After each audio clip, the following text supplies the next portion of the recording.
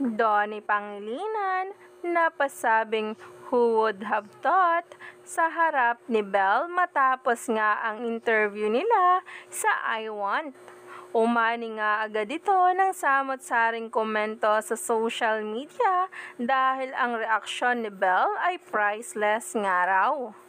Kaya naman, sabay-sabay nating tingnan at alamin ang paayuda mismo sa atin ng Don Bell sa kanilang mismong mga videos at pictures na binahagi sa social media ngayon.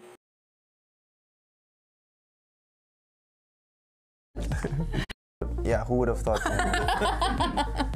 Bakit? Who would have thought? Yeah, who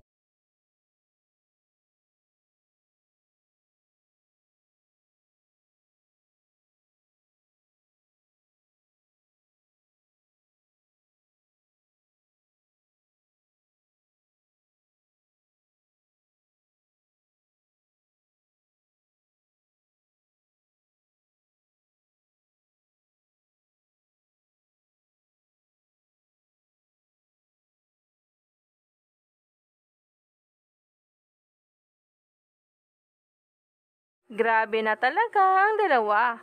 Kulang na lamang ay aminin ni Donnie Pangilinan na ang sinulat na kanta at nirelease na biglaan ay para talaga kay Belle. Lalo na nga sa mga lyrics nito kung saan ay parang ang sinasabi nga niya ang totoong nararamdaman at pagtatagpo nila ni Belle. Kaya naman wag nang magpahuli pa.